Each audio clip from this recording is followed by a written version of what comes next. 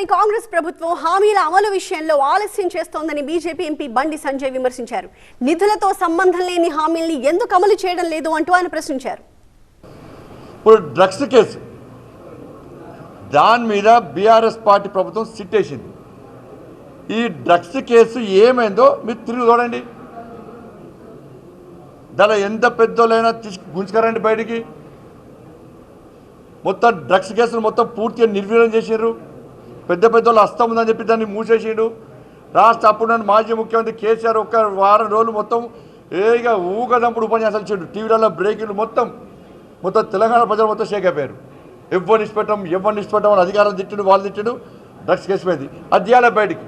TSPSC paper leakage విషయంలో ఎందుకు విచారణ మళ్ళీ కొనసాగిస్తలేరు మీరు? లీకేజ్ కారకులు ఎవరు పిఎల్ ఉన్నారు? టీఎస్పీఎస్సీ కేసును నిర్వీర్యం చేసింది ఎవరు? నిర్వీర్యం చేసే వ్యక్తులను కూడా మీరు విచారణ జరపాలి. 317 జీవోను సవరించరా? చెట్టుకోరు పుట్టకోరే ఇప్పటి కూడా ఉద్యోగస్తులు ఇబ్బంది పడుతున్నారు. వాళ్ళ ఉపయోగం తీసుకోండి. దానివల్ల లాభపడితే వాళ్ళని కొనసాగించండి, సవరించండి వాటిని. ఇవాళ ఇప్పటి కూడా చాలామంది ఉద్యోగస్తులు ఉపాధ్యాయులు అందరూ కూడా ఇబ్బంది పడుతున్నారు 317 జీవో వల్ల. దాన్ని మీరు సవరిస్తారా? ఖర్చు లేని పని అంతా కూడా. నయంని ఎన్కౌంటర్ చేశారు.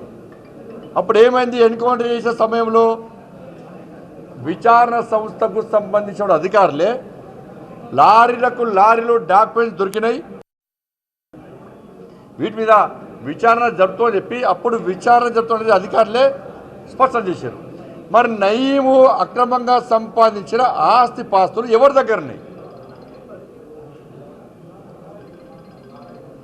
నయీము దగ్గర స్వాధీనం చేసుకున్నటువంటి డాక్యుమెంట్స్ ఎక్కడున్నాయి? నయీం మీద సిట్టు ఏమైంది? అది ఆ నయీము సంబంధించిన కేసును మీరు తవ్వితే చాలామంది చాలా పార్టీల నాయకుల బండారం అంతా బయటపడుతుంది.